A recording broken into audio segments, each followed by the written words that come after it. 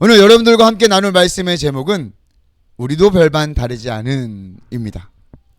무엇이 그리고 누구와 우리도 별반 다르지 않을까요? 로마서를 통해서 우리가 함께 살펴보도록 하겠습니다. 어떻게 여러분 계속 도전하고 계시죠? 도전하고 계시죠? 하루에 한 장이든 두 장이든 또 우리가 매주 로마서를 통해서 복음의 새로운 것, 그동안 깨닫지 못한 것들을 계속해서 발견하시기를 저는 계속 기도하고 있습니다. 물론 저도 마찬가지고요. 밭에 감추인 보화를 찾듯이 로마서에서 복음의 기쁨을, 복음의 진리를 발견하십시오. 그래서 저에게도 그리고 서로에게도 나눠주자고요. 그러면 더욱더 풍성하고 깊은 복음의 은혜를 함께 누리게 될 것입니다. 할렐루야. 자, 로마서를 읽으면서 계속 기억해야 할 성경 구절이 있다고 했습니다. 로마서 1장 16절과 17절입니다. 오늘도 한번 읽어보고 시작을 할까요? 앞에를 보시고 또 주보에도 있습니다. 같이 읽겠습니다. 시작. 내가 복음을 부끄러워하지 아니하노니 이 복음은 모든 믿는 자에게 구원을 주시는 하나님의 능력이 됨이라. 먼저는 유대인에게요 그리고 헬라인에게로다. 복음에는 하나님의 의가 나타나서 믿음으로 믿음에 이르게 하나니 기록된 바 오직 의인은 믿음으로 말미암아 살리라 함과 같으니라. 아멘. 믿는 자에게 구원을 주시는 하나님의 능력인 복음, 하나님의 의가 나타나서 믿음으로 믿음에 이르게 하는 그 복음, 이 복음을 사도 바울은 부끄러워하지 않았습니다. 저와 여러분들도 부끄러워하지 않기를 소망합니다. 지난주에 이어서 우리 로마서 본론의 첫 번째 주제인 구원의 필요성에 관해서 살펴볼 예정입니다. 우리 구조도 다시 한번 볼까요? 구원의 필요성을 이제 3장 20절 다음 주와 구원의 방법까지 다음 주에는 좀 살펴볼 건데요. 오늘 구원의 필요성 두 번째 시간입니다. 지난주에는 사도 바울이 유대인이 아닌 사람들, 즉 이방인들 또는 자유인들이 당면하고 있는 죄와 그들의 상태를 살펴보았다면, 오늘은 유대인들, 즉 하나님의 백성이라고 자부했던 자들의 죄와 그들의 상태에 관해서 이야기하고 있는 부분입니다. 우리 하나님은 사람을 차별하지 않으십니다. 유대인이든 이방인이든 모든 사람은 하나님의 형상을 소유하고 하나님의 성품을 품고 있습니다. 그래서 하나님은 그의 사랑과 관심을 우리 인간에게 향하시고 인간을 구원하길 바라고 계십니다. 사도 바울은 그러한 하나님께서 심판 역시 공정하게 하실 것이라고 선포하고 있습니다. 하나님은 진리대로 심판하실 것입니다. 그런데 이 유대인들은 이 하나님의 공의로운 심판과 자신들과는 무관하다고 생각하고 있었습니다. 아니, 이방인들이야 당연히 그들의 죄악들, 우리가 1장 후반부에서 언급했던 우상숭배, 불경건함이라고 했어요. 그리고 그 불경건함으로부터 파생된 죄악들, 불의, 이런 것들이 많기 때문에 심판받는 것이 마땅하다고 여겼습니다. 죄악이 분명하니까요.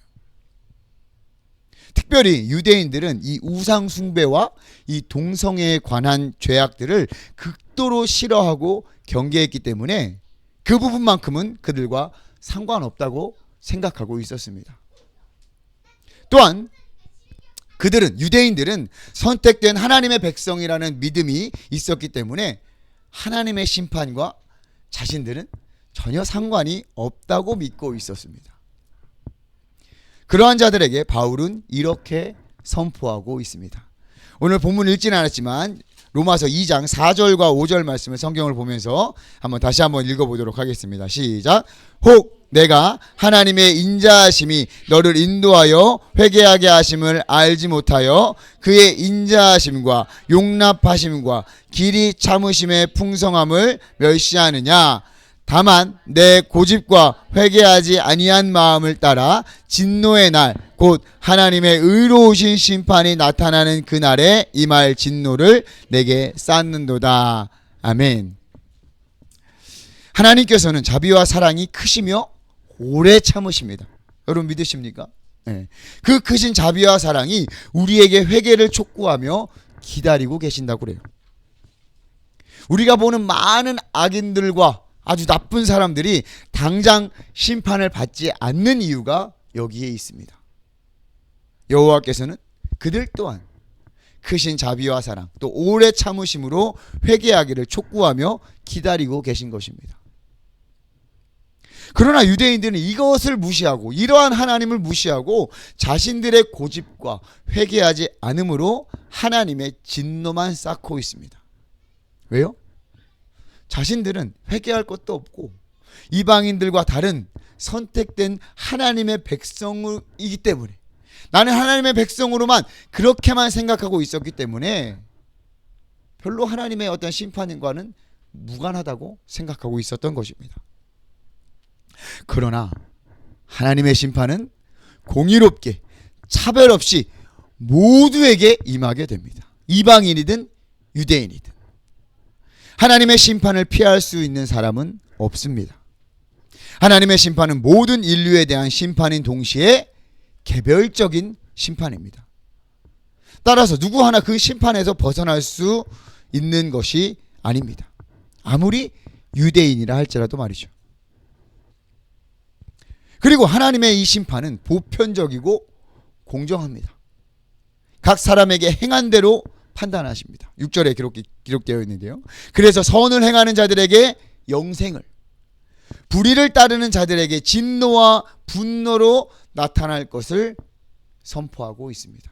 7절과 8절입니다. 자, 유대인에게도 헬라인에게도 동일하게 이 부분은 적용이 되는 거예요. 자, 그러면 이렇게 반문할 수 있어요. 아무리 그래도 그렇지, 우리는 선택된 하나님의 백성이며 율법도 가지고 있고 율법 없는 저들과 똑같이 심판받는 것이 타당한 일인가? 하나님의 공정한 심판은 율법이 있는 자에게는 율법으로, 율법이 없는 자에게는 양심이 그들의 율법이 되어 판단하신다고 기록하고 있습니다. 즉 하나님을 모르고 못 들었던 이방인들, 자유인들에게는 하나님께서 그들에게 맞춰서 공정하게 심판하신다는 거예요. 그들에게 있는 양심으로 말이죠. 14절과 15절 말씀을 우리 쉬운 성경으로 한번 읽어보도록 하겠습니다. 같이 한번 앞에를 보시며 쉬운 성경으로 읽습니다. 시작. 이런 까닭에 율법을 가지고 있지 않은 이방인들이 본성에 따라 율법이 요구하는 대로 행하였다면 그 사람은 율법을 가지고 있지 않지만 자신이 자기에게 율법이 되는 것입니다.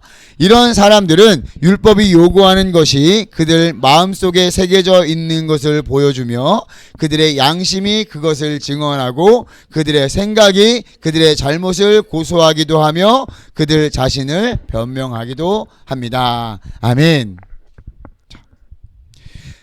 그들이 선택된 하나님의 백성이든 아니든 하나님 앞에서 모두 똑같이 심판을 받게 됩니다.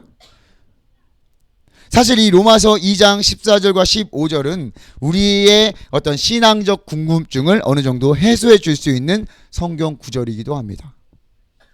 선사시대에 살았던 사람들, 하나님 모르는데 어떻게 천국에 갈 수 있을까? 이러한 질문의 실마리를 제공하기도 합니다. 분명한 것은 이 하나님의 구원과 심판에 관해서는 우리가 판단을 할 수는 없어요. 그것은 온전히 하나님의 영역이며 주님의 영역입니다. 다만 확실한 것은 저와 여러분들은 이제 복음을 듣고 하나님의 존재와 그분이 우리를 향하신 뜻을 정확히 알고 있다는 것입니다. 우리에게는 예수 그리스도의 복음이 있고 말씀이 있습니다. 따라서 더 이상 이 방금 읽었던 이 말씀이 우리에게는 적용할 수는 없는 거예요. 이해되십니까? 아, 몰랐어요 라고 이제는 우리가 할 수 없다는 거예요. 혹시 너무 아쉬우십니까? 여기서 중요한 건 이 하나님의 심판, 즉 공의롭고 차별이 없는 보편적인 심판은 오직 예수 그리스도를 통해서 나타나게 될 것입니다. 오직 다시 오실 예수님만이 하나님 심판의 대행자이십니다. 믿으십니까? 아멘. 그날을 우리가 손꼽아 기다리고 있는 것입니다. 그날을 슬기로운 다섯 처녀와 같이 준비하며 기다리는 것이 저와 여러분들의 올바른 자세일 것입니다. 우리는 복음을 들었고 다시 오실 예수님을 알았고 그분이 심판하실 것을 알기에 계속해서 사도 바울은 유대인들을 콕 집어서 직접적으로 말씀하고 있습니다. 아주 따끔합니다. 그 말을 듣고 있는 저와 여러분들에게도 말이죠. 사도 바울이 평가하고 있는 유대인의 상태는 이러했습니다. 그토록 하나님 앞에서 자부심을 느끼고 있었던 유대인들의 상태는 다음과 같아요. 첫 번째, 유대인들은 하나님을 자랑합니다. 17절부터 20절까지의 내용인데요. 유대인들은 모세의 율법을 의지하며 하나님과 사귀고 있다라고 자랑을 하고 있습니다. 나 율법이 있어. 나에게 주신, 우리에게 주신 하나님의 율법이 있어. 율법을 통하여서 하나님의 뜻을 안다고 자랑하고 있습니다. 이 율법은 그들이 의지하고 자랑하며 또 자부심을 느끼는 매우 큰 특권으로 여겼습니다. 그들에게 맡긴 하나님의 말씀, 그들에게만 맡긴 하나님의 말씀으로 여겼기 때문이죠.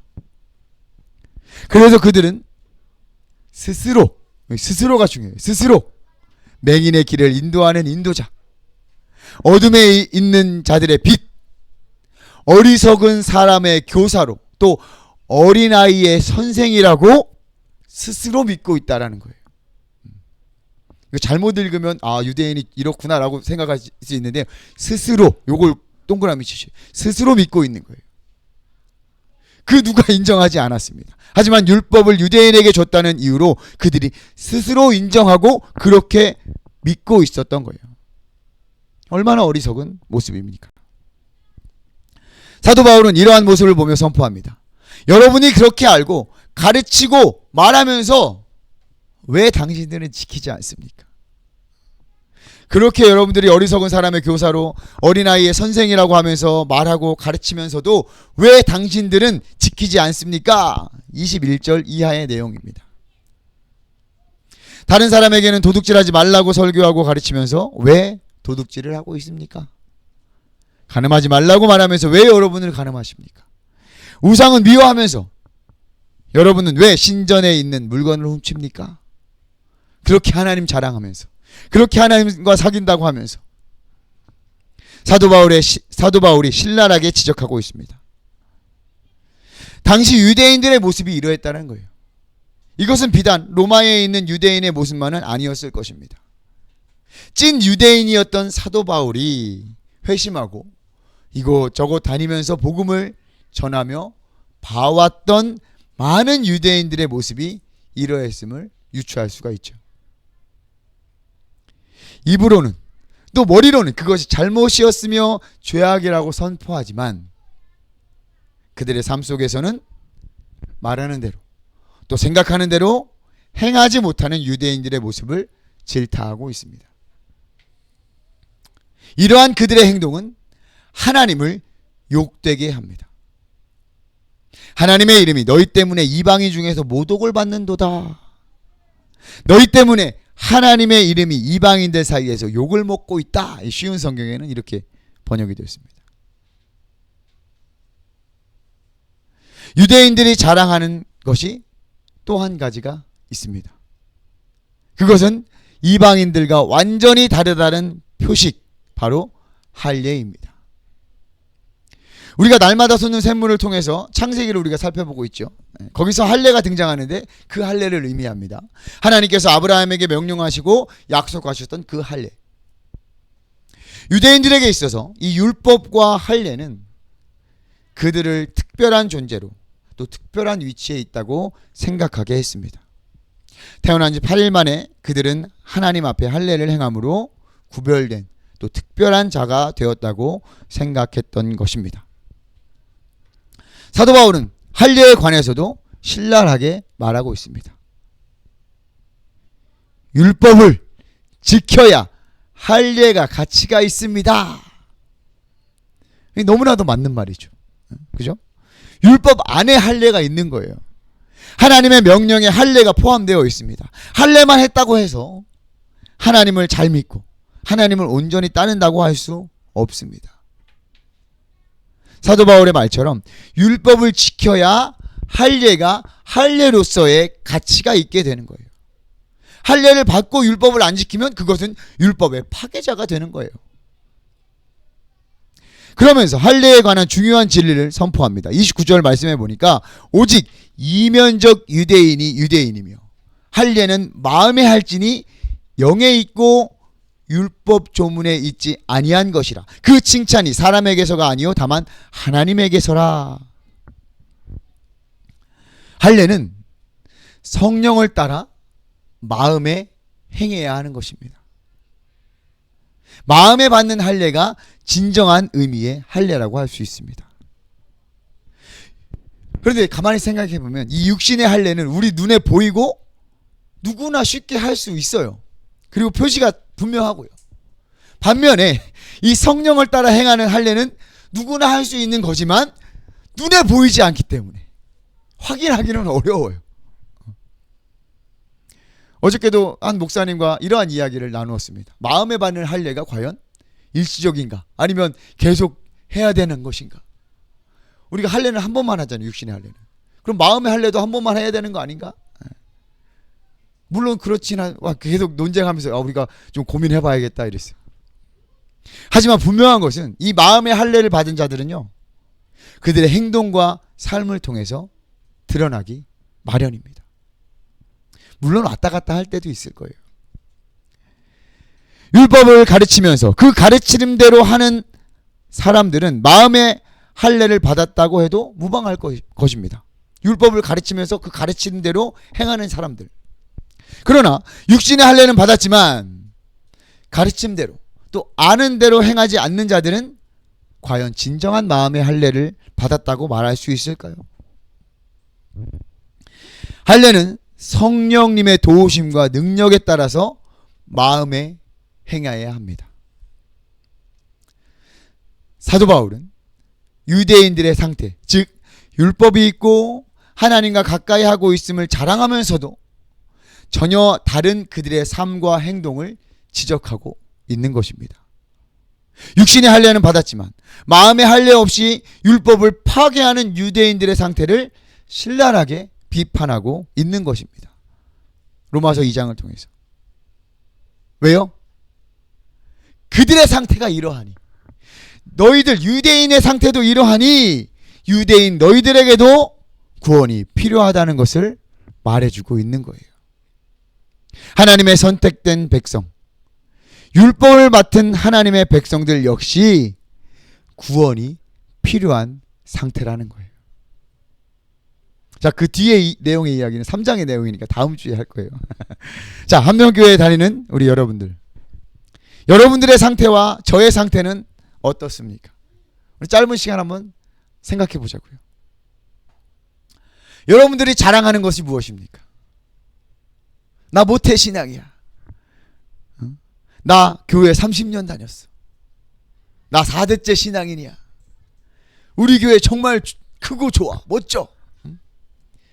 우리 목사님 너무 좋아. 나 그 교회 다니잖아. 아멘이 안 나. 아직 모르셔서 그래요. 네. 자, 그런 사람들에게 이렇게 물어보면 어떻게 대답할까요? 그래서요? 그래서 하나님과 당신이 가까워졌습니까? 하나님과 친밀한 교제 속에서 살아가고 있습니까? 이건 우리에게도 해야 되는 질문인 거예요. 화려한 교회 경력이, 오랜 교회 생활이 우리의 구원과 심판에 어떤 영향이 있을까요? 단 1도 없습니다. 그것이 구원의 조건이 될 수 없으며 심판에 영향을 미칠 수도 없습니다. 우리가 자랑할 것은 우리를 향한 하나님의 사랑과 긍휼, 오직 예수 그리스도인 줄 믿습니다. 아멘. 오직 예수 그리스도가 우리의 자랑입니다. 할렐루야. 예수님 때문에 우리가 이렇게 살아가고, 예수님 때문에 우리가 이렇게 기뻐하고, 예수님 때문에 우리가 이렇게 사랑하고, 예수님 때문에 우리가 세상에서 직장을 가고 예수님 때문에 우리가 그 일을 할 수 있고 예수님 때문에 우리가 이 교회가 세워지고 예수님 때문에 이렇게 저와 여러분들이 예배할 수 있음을 믿습니다. 할렐루야. 우리가 무엇을 자랑할까요? 예수님. 하나님이 하신 그 구원의 일들. 하나님이 지금 우리 삶 속에서도 행하시는 놀라운 일들. 그것들이 우리들의 자랑이 되길 소망합니다. 우리의 생활 신앙은 어떻습니까, 여러분? 제가 여러 번 말씀드렸습니다. 신앙 생활은 누구나도 잘할 수 있습니다. 생활과 이 신앙을 구분해 놓으면 놓을수록 잘할 수 있어요. 토요일, 일요일은 교회만 딱 거기서만 하겠다. 아주 나이스하고 멋지게 할 수 있습니다. 월요일부터는 내 마음대로. 그럼 신앙생활은 아주 훌륭하게 해낼 수가 있어요. 하지만 생활신앙은 그렇지 않습니다. 우리의 삶 속에서, 이 생활 속에서 주님을 향한 신앙으로 선택하고 주님을 향한 신앙으로 판단하고 주님을 향한 신앙으로 살아내는 거예요. 사랑하는 한명교회 성도 여러분, 말하는 것과 가르치는 것을 행하고 있습니까? 알고 있는 것과 생각하는 것을 행하고 있습니까? 혹시 하나님을 욕보이고 있지는 않습니까? 정말 놀랍게도 믿지 않는 자들, 그들도 우리를 너무나도 잘 파악하고 있다는 거예요. 그들도 어떻게 우리가 해야 될지, 어떻게 살아가야 할지를 다 알고 있어요. 물론 그들의 눈치 때문에 우리가 하나님과 동행하는 척, 또 복음을 살아내는 척 그렇게 하라는 것이 아닙니다. 복음을 받은 자들로, 복음을 살아내는 자들로 하나님 앞에서 살아가는 우리들의 삶을 늘 복음 안에서 점검하고 확인하자는 거예요. 주님을 향한 신앙이 무너지면 우리 모두가 무너질 수가 있습니다. 누구나 무너질 수 있습니다. 우리의 모든 것이 또한 무너질 수 있습니다. 개인만 무너지는 것이 아니에요. 가정이 무너지고요, 사회가 무너집니다. 다 할 것 없이 신앙을 잃은 자들, 또 주님을 향한 신앙을 잃은 나라가 어떻게 되었는지 역사가 증명해주고 있지 않습니까? 우리에게, 또 우리가 올바른 복음 위에 서야 하는 이유가 분명합니다. 이 시대의 유대인들이 바로 저와 여러분들 아니겠습니까? 그들과 별반 다르지 않아요. 사도 바울이 지적했던 그 당시의 유대인들과 우리가 별반 다르지 않는다는 거예요. 사도 바울의 지적한 이 이야기가 우리들에게도 따끔하지 않습니까? 사랑하는 한명교회 성도 여러분, 그리고 우리 신앙 공동체 여러분, 지금 이 시대에도 복음이 절실하게 필요합니다. 구원이 우리에게 절실하게 필요합니다. 저와 여러분들에게 필요해요. 우리 가족에게 필요해요. 우리 이웃에게도 필요하고 우리 나라에게도, 우리 세계에게도 필요한 줄 믿습니다. 우리에게도 책임이 있습니다. 복음을 먼저 듣고, 먼저 알고, 제대로 알고 올바로 살아내어 복음을 전하는 사명을 우리에게도 허락하신 줄 믿습니다. 우리 그렇게 살아가 봅시다. 그렇게 살아가도록 우리가 도전해 봅시다. 그리고 보여줍시다. 로마서를 통해서 우리가 잘 배우고 도전하고 살아내는 것이 오늘 우리 이 시대의 한명교회에게 허락하시고 도전하는 하나님의 뜻인 줄 믿습니다. 할렐루야.